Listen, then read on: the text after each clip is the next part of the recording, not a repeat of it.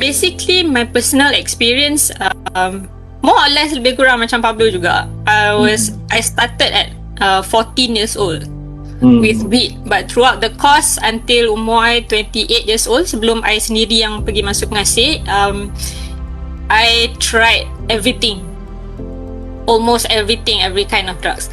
The thing is, bila saya nak kaitkan dengan stigma masyarakat, I know for a fact masyarakat, especially in Malaysia, we view drug addicts or pengguna dadah ni macam jahat, teruk. But there is a thing that people don't know, which is the hidden population among addicts or drug abusers. Similar like myself, macam Pablo sendiri cakap tadi, this hidden population, macam kita orang, we are functional. Kita masih bekerja. Like for myself, I went to college, I started working, I had a job, I had a life. Cuma behind closed doors, orang tak tahu what I was doing. There were only very few people lah. Ada beberapa orang yang memang rapat, yang memang kawan-kawan yang sama-sama mengguna, diorang akan tahu. So, my view on stigma, untuk relatekan what I was going through and stigma, my personal experience, Alhamdulillah, disebabkan I do not get stigmatized by my closest friends, I'm not discriminated by my family. That's how I got treatment. Saya tidak disisihkan, saya tidak ditolak, saya tidak diasingkan.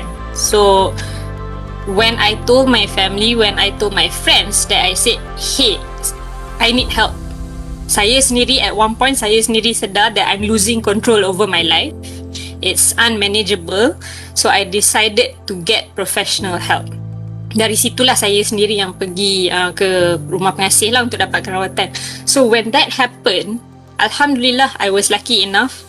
I do not get, there was no stigma around it in my personal circle. Orang-orang yang saya kongsi, yang saya bagi tahu, bila saya cakap this problem with drugs that I have, I need professional help, the responses that I get was good. Alhamdulillah. That is the strongest decision, the smartest decision, the hardest decision that I can make, and the people around me were supportive. Which is why it was not a problem for me.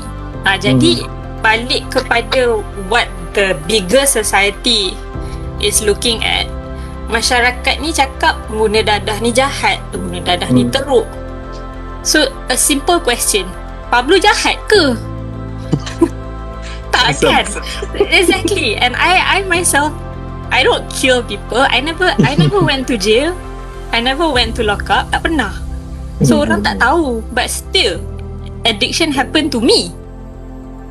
So macam tak kena kan dengan apa yang masyarakat cakap. Maybe that is because what is portrayed in so-called media. Asal tunjuk orang isap dadah je, oh duduk bawah jambatan dah, terbaring sana, bersepah sini. It is not like that. If you really know, macam tuan moderator sendiri, you work in pemadam before, so you know there are professional people juga yang involved dengan drugs kan. So it's just wrong. So to have a view that says pengguna dadah atau penagih dadah ni jahat, tak ada masa depan, is counterproductive. If you say we want to change this group of people, kita nak orang ni isap dadah, penagih dadah, kita nak dia berubah, tapi kita ada stigma yang kita, senang cakap, kita kecam dia. So it's counterproductive. We want them to go that way, but we are pushing them the other way. So it doesn't work. According to World Health Organization, WHO, addiction is a disease. It's a brain disease. The right term is a chronic relapsing brain disease. Penyakit chronic relapsing maknanya boleh berulang, and it involves the brain. Okay, so bila ia merupakan satu penyakit, sebagai contoh kalau andai kata kita dengar berita ada orang mengidap kanser, ada orang sakit buah pinggang, they need constant treatment kan. Kalau kita dengar berita macam tu, even if it's a stranger, we feel empathy. Betul tak? Kita rasa kesiannya, you know, if that's our friend, lagilah kita akan macam, I'll give you moral support, I'll be there for you, I'll talk to you, you need someone to, not a shoulder to cry on, I'll be there, I'll support you morally, mentally, emotionally. Tapi bila orang tu kita tahu ada masalah dengan penggunaan dadah, we push them away. Why? It doesn't help. We know it is a disease. Ia merupakan satu penyakit. So kalau orang sakit, kita kurung. Contoh kita, like what is happening in our country now, orang tangkap, letak dalam jail. Kalau kita ambil orang sakit buah pinggang, kita kurung dia, adakah penyakit dia akan sihat? Exactly, tak kan? So it's the same thing. We need to be able to help these people. Kita kena ubah dulu stigma tu. And it's not an easy thing lah. Benda tu bukan sesuatu yang mudah, sebab stigma ni something yang sangat-sangat tebal. It's a perception created by many generations before us. So benda ni dah diturunkan dari generasi ke generasi. So kita nak patahkan saja memang tak boleh. But it's up to our generation now, yang ada sekarang ni, to educate ourselves, to change that mindset that these people can be functional members of the society. They can contribute to society only if we help them get better. Cuma itulah kan, Puan Cik Liya, macam okey lah, memang kadang-kadang ini based on pengalaman saya jugalah masa bersama-sama dengan Kepala Pemadam ni, dan kita turun ke lokaliti, kita turun ke, ialah macam kita cakap, kita bincang tadi, dia ni bersifat umum. Maksudnya siapa saja bila terjebak ni, dia tidak kira who are you. So means yang menjadi masalah ketika bukan, saya rasa still on masih sekarang, bila seolah-olah timbul perasaan stigma tu kegelian, macam kita mau berkomunikasi dengan kenapa begini, dan ahli keluarga sendiri pun bermasalah untuk memberi sokongan, akhirnya dipulaukan, dipinggirkan. Betul. Memang sama ada kesampaian mungkin servis-servis NGO dan sebagainya, kerajaan sebagainya, itu di satu perkara yang lain. Tetapi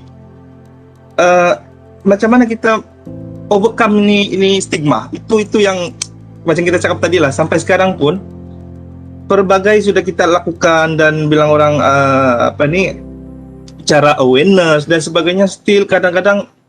That's why bila akhirnya ada kelompok-kelompok yang mengatakan tidak kena sendiri, baru tahu, baru dia rasa beli di mana saya patut berjumpa dan sebagainya. Sedangkan kalau tidak terkena, apa kita berkomunikasi dengan begini dan bla bla, so and so on. So itu yang saya rasa macam ya sangat plus lah, betul. Tapi kita tidak boleh juga on the dot menyalahkan community semata-mata, tetapi mungkinlah ada kaedah-kaedah lain yang boleh kita, itulah mungkin pandangan Cik Liya, mungkin kita boleh implement, ataupun mungkin tidak pun di peringkat secara skala besar, mungkin di peringkat kesedaran kita ni, di peringkat basic family ni, at least walau sebelum terkena kita memang sudah aware ni barang, begitu. Okay. Macam Tuan Moderator cakap tadi, awareness, macam-macam kita dah buat awareness. My personal view, awareness kita kurang fokus. Awareness program yang ada dekat Malaysia ni kurang fokus. We need to educate. It has to be streamlined. Kita kena educate to tell people what are the substances, what is addiction, and how to treat addiction. So, orang kena faham yang it is a disease. So, bila kita buat awareness, kita kena tegaskan bahawa it is a disease. Bila mana ia merupakan satu penyakit, adalah rawatan dia. It's not going to magically cure, but it is treatable. Benda tu boleh dirawat. Because kalau macam audience tengok sekarang pun, I'm okay, Pablo is doing good, I'm doing good. So meaning we've been through it, we can treat it. Tapi bukan kata magically it disappears. It has, it needs work. It requires work, a lot of work, and it's a constant work. So that's why awareness program yang kita buat, saya haraplah more like Madam and all the agencies involved kan streamline the awareness program. It has to be very focused. It has to educate people. So dari sudut individu pula, for all the audience yang tengah menonton, yang akan menonton, I urge you to be informed, educate yourself. Kita ni vision tinggi. Kita nak buang stigma masyarakat, kita nak ubah pandangan masyarakat. Betul. We want to do this and do that. Before all of that can happen, you need to start with yourself. Kita sebagai individu ni cari ilmu, cari pengetahuan. We need to know what is addiction, because there is a very thin line between use and abuse. Orang boleh cakap, oh, isap ganja, penagih dadah, isap. Ada je orang yang eksperimen pertama kali, lepas tu dia tak nak dah. Esok tu dia tak nak dah, because the addiction did not happen to that person. Dia tak ketagih. Ada je orang yang guna on weekends.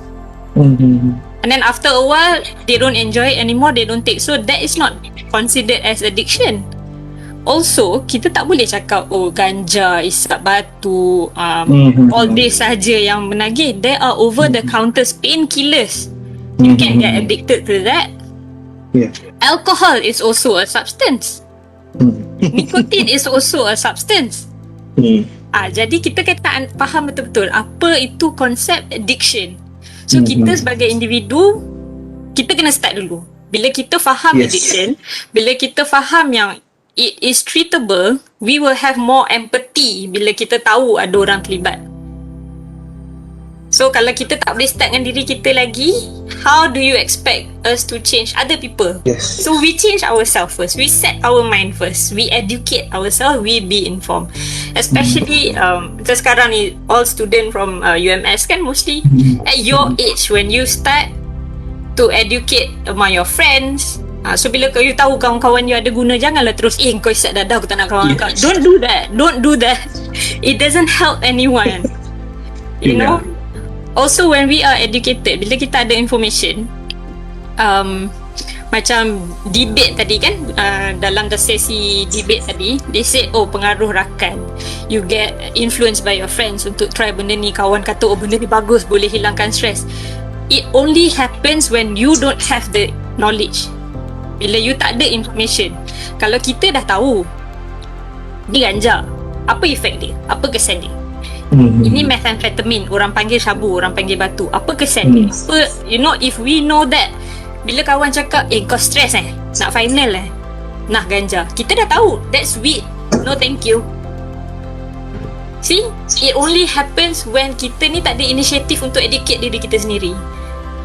So macam tu moderator kata, kalau kita nak ubah stigma masyarakat tu, we start with ourselves first. Yes, okay.